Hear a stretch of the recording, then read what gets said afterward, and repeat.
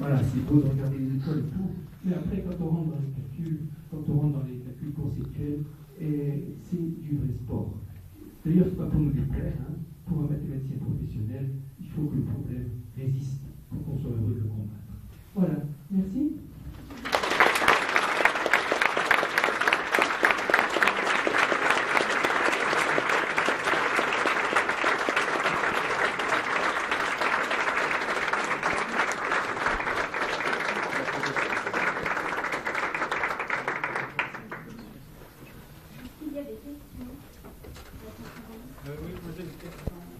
Allez-y, je répéterai la question. Je voudrais signaler sur le problème de l'église de Buffon que j'ai fait André Tournian à Erevan avait organisé en 1870 un colloque sur l'église de Buffon. Théoriquement, c'était sur l'église de Buffon. Pratiquement, les autres conférenciers ont fait des conférences sur le processus stochastique et je suis le seul à avoir parlé de l'église de Buffon.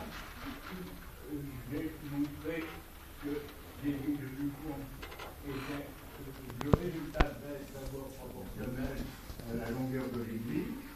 Ensuite, j'ai dit que si c'était une polygonale, je l'ai vu et si c'était une pièce polygonale qui avait exactement la distance entre les lames de parquet, eh bien, il y avait à tous les coups de quoi exactement.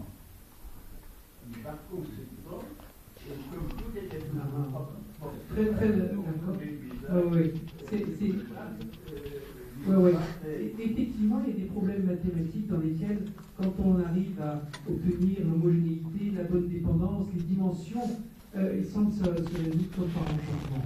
Aussi, on les voit aussi dans beaucoup de ces problèmes. Si on garde les dimensions physiques, des fois on est venu au résultat de manière beaucoup plus rapide. Je serais très intéressé à avoir cet exposé. Il y avait une question là-bas. Allez-y, parlez fort, je répéterai. Donc, on a vu que, au fil du temps, l'âge de la Terre augmentait en relation avec les avancées scientifiques. Donc, c'est comme une relation ou une équation. Donc, plus on progresse dans les avancées scientifiques, plus la Terre vieillit. Donc, on va encore peut-être progresser dans les avancées scientifiques. Donc, la Terre va continuer à vieillir, mais jusqu'à quand?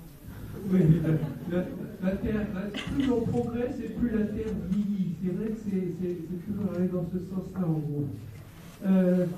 Jusqu'à quand? Je ne sais pas, ça fait un moment qu'on est stabilisé à 4,6 milliards d'années. Ça doit faire pas loin d'un demi-siècle maintenant. Mais il faudrait une vraie révolution maintenant pour faire bouger cette tâche. Personnellement, je pense que ça va tenir longtemps. Il y a eu d'autres révolutions. Ouais, on a vu qu'il y a eu d'autres révolutions. C'est pour ça que j'ai bien dit je pense.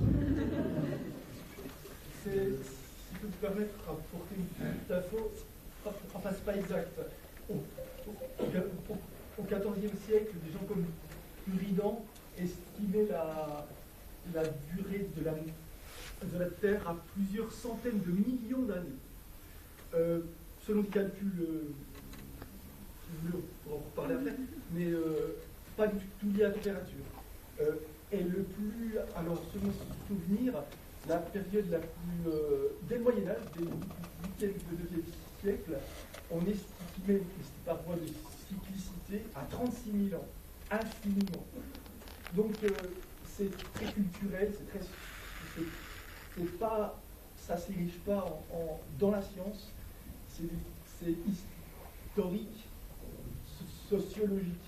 Et donc dès le XIVe siècle, on avait des gens qui pensaient une durée presque de l'ordre de milliards.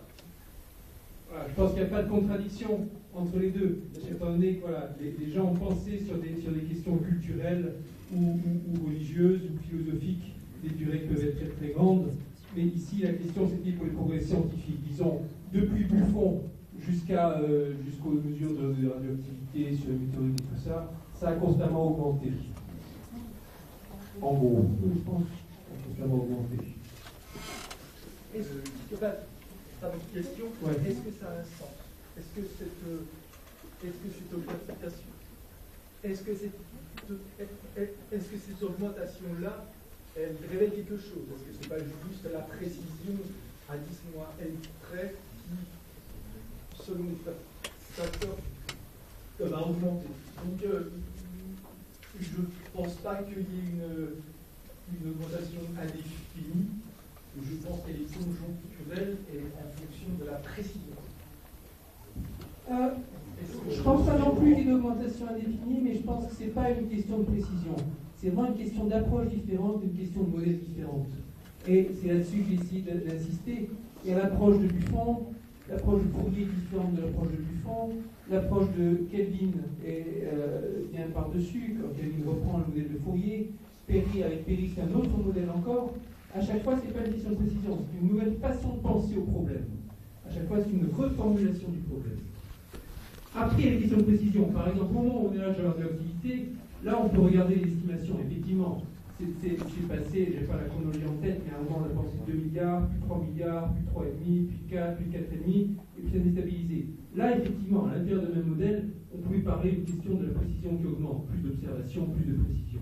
Mais entre le modèle de Fourier et le modèle avec radioactivité, la mesure avec radioactivité, c'est un changement complet de paradigme. D'autres questions? Pas forcément liées à l'exposé d'ailleurs. Alors attendez, on va donner la parole là-bas d'abord.